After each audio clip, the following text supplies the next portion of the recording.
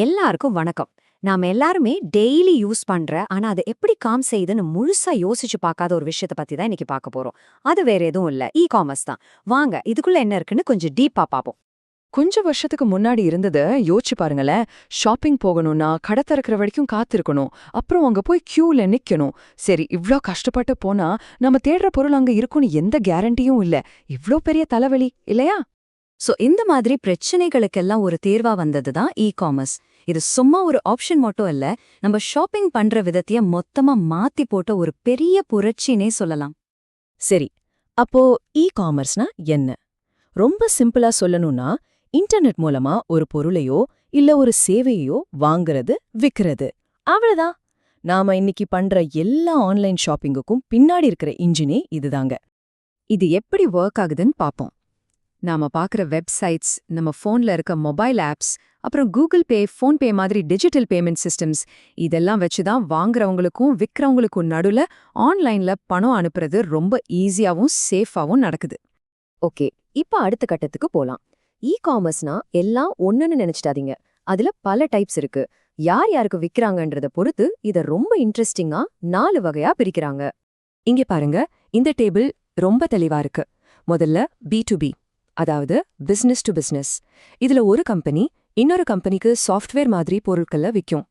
அடுத்து B2C, இதுதான் நாம அடிக்கடி பண்றது, பிசினஸ் டு கஸ்டமர். நீங்க அமேசான்ல ஒரு புக் வாங்குறீங்க இல்லையா, அதுதான் இது. அப்புறம் C2C, கஸ்டமர் டு கஸ்டமர். உங்க பழைய போனை OLXல விக்கிறீங்கல்ல, அது இந்த வகை. கடைசியா C2B, இது கொஞ்சம் வித்தியாசமானது, கஸ்டமர் டு பிசினஸ். ஒரு போட்டோகிராஃபர் அவரோட போட்டோஸ ஒரு பெரிய வெப்சைட்டுக்கு விக்கிறது இதுக்கு ஒரு நல்ல உதாரணம். சரி, இவ்ளோ சொல்றோமே, இதனால ஒரு கஸ்டமரா நமக்கு என்ன லாபம்? நம்மளோட ஷாப்பிங் எக்ஸ்பீரியன்ஸ இது எப்படிலாம் மாத்திருக்குன்னு இப்ப பார்க்கலாமாங்க. ஃபர்ஸ்ட் அண்ட் ஃபார்மோஸ்ட் கன்வீனியன்ஸ், அதாவது முழுமையான வசதி. 24 மணி நேரமும் வருஷத்துல 365 நாளும் கடை திறந்தே இருக்கிற மாதிரி. யோசிச்சு பாருங்க, நம்ம நேரமும் மிச்சம், அலையிற வேலையும் இல்ல. அதுலயும் முக்கியமா டோர் டெலிவரி, இதுதாங்க ஹைலைட்டு. அடுத்தது ஸ்மார்ட் ஷாப்பிங். காமர்ஸ் நம்மள ஒரு புத்திசாலி கஸ்டமரா மாத்திருக்கு. எப்படின்னு கேக்குறீங்களா? முழு உலக மார்க்கெட்டும் நம்ம கைக்குள்ள இருக்கு. ஒரே பொருளை 10 வெப்சைட்ல செக் பண்ணி எதுல விலை கம்மின்னு பார்த்து வாங்க முடியுது. இதனால நம்ம வாங்குற ப்ராசஸ் ரொம்ப வேகமாவும் நமக்கு லாபமாவும் அமையுது இல்லையா? சரி, இப்ப காயினோட அடுத்த பக்கத்தை பாப்போம்.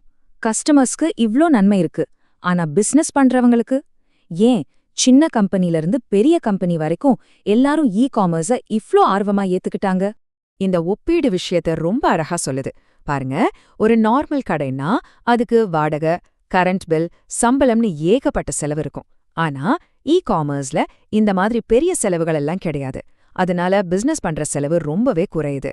அது மட்டும் இல்ல, ஒரு தெருவுல இருக்கிற கஸ்டமர்ஸ மட்டும் நம்பி இல்லாம உலகம் பூரா இருக்கிற கஸ்டமர்ஸ டார்கெட் பண்ண முடியுது. செலவு குறையறது மட்டுமில்ல, பிசினஸ வளர்க்கறதுக்கும் காமர்ஸ் சூப்பரான டூல்ஸ கொடுக்குது. மார்க்கெட்டிங் பண்றதும் விளம்பரம் பண்றதும் ரொம்ப ஈஸி. இதுல ரொம்ப முக்கியமானது என்னன்னா, கஸ்டமர்ஸ் எதை வாங்குறாங்க, எதை தேடுறாங்கன்னு டேட்டாவை ட்ராக் பண்ணி அவங்களுக்கு என்ன தேவையோ அதை கரெக்டா கொடுக்க முடியுது. சோ நம்ம புரிஞ்சுக்க வேண்டிய முக்கியமான விஷயம் இதுதான். காமர்ஸ்ங்கிறது வெறும் ஆன்லைன்ல பொருள் வாங்குறது மட்டும் கிடையாது. நாம எப்படி ஒரு பொருளை வாங்குறோம், எப்படி விக்கிறோம், ஏன் பிசினஸ்க்காக எப்படி ஒருத்தரோட ஒருத்தர் கனெக்ட் பண்ணிக்கிறோங்கிற நம்மளோட அடிப்படை எண்ணத்தையே இது மாத்தி அமைச்சிருச்சு. சரி, இந்த முழு டிஸ்கஷன்ல இருந்து நம்ம ஞாபகம் வச்சுக்க வேண்டிய 3 முக்கியமான பாயிண்ட்ஸ். 1, கஸ்டமர்ஸான நமக்கு இது முன்னாடி இல்லாத அளவுக்கு ஒரு பெரிய வசதியை கொடுத்திருக்கு. 2, பிசினஸ் ஆரம்பிக்கிறவங்களுக்கு இருந்த தடைகளை இது குறைச்சு அவங்க வளர்றதுக்கு புது புது கருவிகளை கொடுத்திருக்கு. 3, இது உண்மையிலே உலகத்தையே ஒரு பெரிய சந்தையா மாத்திருக்கு, எல்லாரையும் ஒன்னா இணைச்சிருக்கு. காமர்ஸ் இன்னமும் வளர்ந்துட்டே தான் இருக்கு, டெக்னாலஜியும் அடுத்தடுத்த கட்டத்துக்கு போயிட்டு இருக்கு. அப்படி இருக்கும்போது இதுக்கப்புறம் நம்ம வாழ்க்கையோட எந்த பகுதியை இது மாத்த போகுதுன்னு நீங்க நினைக்கிறீங்க? கொஞ்சம் யோசிச்சு பாருங்க, பதில் ரொம்ப சுவாரஸ்யமா இருக்கலாம்.